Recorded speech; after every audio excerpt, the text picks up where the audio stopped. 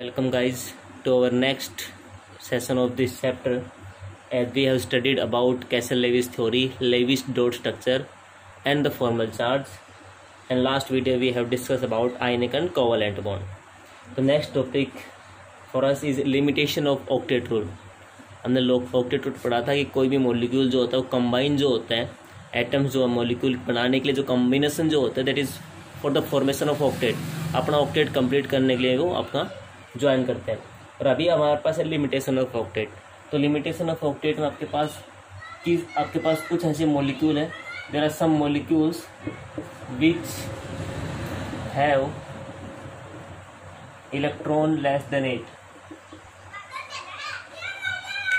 हमारे पास कुछ ऐसे मॉलिक्यूल है जिनके पास इलेक्ट्रॉन की संख्या 8 से नीचे है। एग्जाम्पल के तौर पे BF3। अगर आप बोरोन देखेंगे, बोरोन आपके पास ये है, F आपके पास ये है, F के आउटर में 7 होते हैं। मैं सिर्फ इसका ड्रा कर रहा हूँ, बाकी की जरूरत नहीं है, चलो कर देते। यहाँ से आपके पास 8 कंप्लीट होते हैं, यहाँ से आपके पास 8 कंप्लीट होते हैं, यहाँ से इसके 8 कंप्लीट होते हैं। लेकिन बोरोन के 8 कंप्लीट नहीं होंगे, 3 खुद के पास थे, एक यहाँ से ले सकता है क्योंकि फ्लोरीन भी सिंगल बॉन्डेड कंपाउंड है। 2 तो ले ही नहीं सकते हम, क्योंकि 2 लेने से डबल बॉन्ड बनेगा और वो पॉसिबल नहीं है। तो अगर आप देखें तो बोरोन के आउटर में सिर्फ 6 ही हुए हैं, तो ये इलेक्ट्रॉन डेफिशिएंट कंपाउंड बोलते हैं। ऐसे कंपाउंड जहाँ पे इलेक्ट्रॉन की पूर्ति नहीं है उनको हम इलेक्ट्रॉन डेफिशिएंट का मतलब भी तो कमी से ही होता है, तो इनको इलेक्ट्रॉन डेफिशिएंट कंपाउंड बोल देते हैं। तो ऐसे भी कंपाउंड जहाँ पे इलेक्ट्रॉन संख्या 8 से नीचे और फिर भी स्टेबल है। Group number 1, group number 2, group number 3 और ग्रुप नंबर 13 के एलिमेंट इस तरह के कंपाउंड की फॉर्मेशन करते हैं। लेकिन हमारे पास कुछ ऐसे भी मॉलिक्यूल है जहाँ पे इलेक्ट्रॉन की संख्या 8 से ऊपर है फिर भी स्टेबल है। तो ऐसे भी मॉलिक्यूल है जहाँ पे इलेक्ट्रॉन की संख्या वो 8 से ग्रेटर है, मोर है। एग्जाम्पल के तौर पे भाई PCl5। अगर आप PCl5 का स्ट्रक्चर ड्रॉ करने लगेंगे,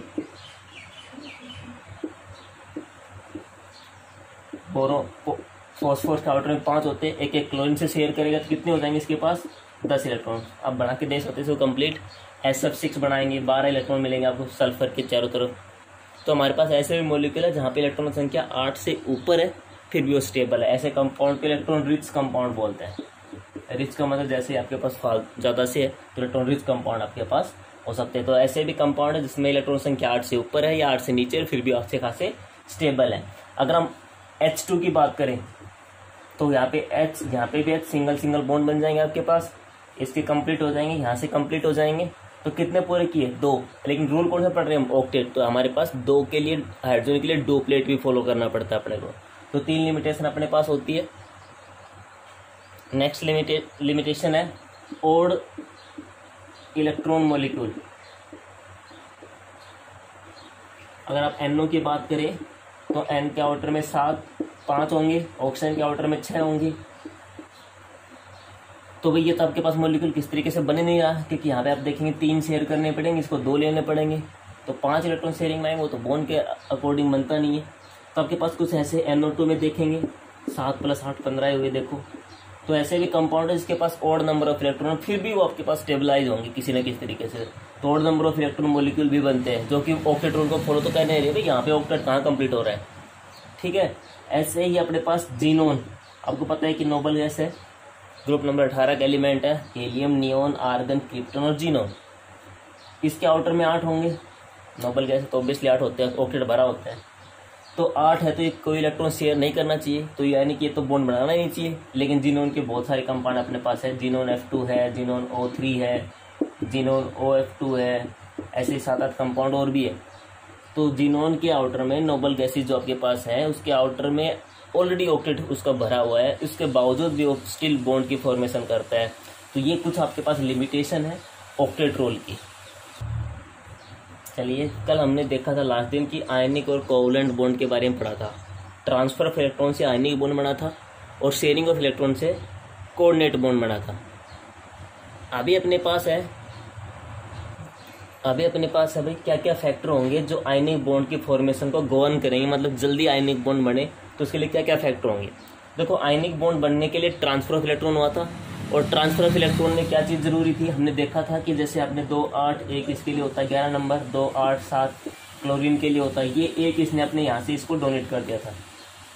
ओके, मतलब यहाँ से एक इलेक्ट्रॉन यहाँ पे चला गया, तो 2 8 हो गया, ये 2 8 और 8 हो गया, यानी कि इसके ऊपर पॉजिटिव चार्ज, इसके ऊपर नेगेटिव चार्ज, क्योंकि इसने निकाला अपना इलेक्ट्रॉन, उसने गेन किया। तो मतलब एक कटाइन पार्ट बना, एक अनाइन पार्ट बना। कटाइन अपना इलेक्ट्रॉन लूज कर रहा है, ये इलेक्ट्रॉन गेन कर रहा है। Okay, this is normal thing. लेकिन इलेक्ट्रॉन छोड़ने की, इलेक्ट्रॉन निकालने की जो एनर्जी होती थी, उसको हमने लास्ट चैप्टर में आयनेशन एनर्जी बोला था। इलेक्ट्रॉन गेन करने वाली एनर्जी को हमने इलेक्ट्रॉन गेन इंथैल्पी बोला था। 4 फैक्टर पढ़े थे केमिकल क्लासिफिकेशन वाला जो चैप्टर था आपके पास, 3rd एलिमेंट क्लासिफिकेशन, उसके अंदर साइज पढ़ा था, साइज के बाद आयनेशन इंथैल्पी पढ़ा था, फिर इलेक्ट्रॉन नेगेटिविटी पढ़ा था, और लास्ट में इलेक्ट्रॉन एफिनिटी या फिर इलेक्ट्रॉन गेन इंथैल्पी जिसको आप बोल देते हैं। तो इसको अपना इलेक्ट्रॉन छोड़ना मतलब इसकी आयनेशन इंथैल्पी देखेंगे हम, इसको इलेक्ट्रॉन गेन करना मतलब इसकी आयनेशन एनर्जी देखेंगे हम। भाई जितना जल्दी ये इलेक्ट्रॉन छोड़ेगा और ये जितना जल्दी एक्सेप्ट करे वो अच्छी बात अपने लिए, तो सीधी बात है ना। बॉन्ड बनना चाहिए आयनिक, और बॉन्ड बनने के लिए एक इलेक्ट्रॉन छोड़ने वाला होता है, एक एक्सेप्ट करने वाला होता है, एक डोनर होता है, एक एक्सेप्टर होता है। तो एक डोनर एक एक्सेप्टर, डोनेट करने वाला जल्दी डोनेट करे, एक्सेप्ट करने वाला जल्दी से एक्सेप्ट कर ले, और ये जल्दी से छोड़ दे अपना इलेक्ट्रॉन्स के लिए आयनेशन इंथैल्पी है वो एनर्जी तो इलेक्ट्रॉन निकालने के लिए चाहिए। अभी जल्दी इलेक्ट्रॉन निकालना है तो इंथैल्पी कम होनी चाहिए। तो आयनेशन इंथैल्पी लो होगी कटायन की, तो जल्दी इलेक्ट्रॉन वहाँ से लूज हो जाएगा। चलो यहाँ से निकल के उसको गेन करवाना है।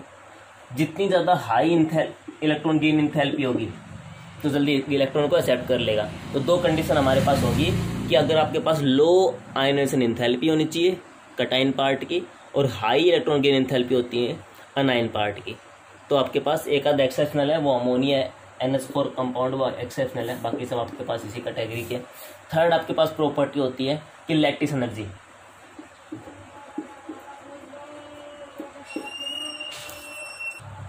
थर्ड फैक्टर इसमें रहेगा लैटिस एनर्जी। लैटिस एनर्जी क्या होती है? अगर आपके पास एक मॉलिक्यूल है, इसके बॉन्ड को अलग करने के लिए, सेपरेट करने के लिए जो एनर्जी चाहिए उसको लैटिस एनर्जी बोलते हैं। और जितनी ज़्यादा हाई होगी इसका मतलब उतना अच्छा बॉन्ड बना है आपके पास। तो अपने पास 3 फैक्टर हो गए जो आयनिक बॉन्ड की फॉर्मेशन को गवर्न करते हैं। तो जो 3 फैक्टर अपने पास आयनिक बॉन्ड की फॉर्मेशन को गवर्न करेंगे वो है low ionisation enthalpy, high electron gain enthalpy, एक अनायन पार्ट के लिए हो गया, ऊपर वाली कटायन पार्ट के लिए हो गया, और हाई लैटिस एनर्जी। अगर ये तीनों फैक्टर आपके पास आयनिक बॉन्ड के फॉर्मेशन को गवर्न करते हैं।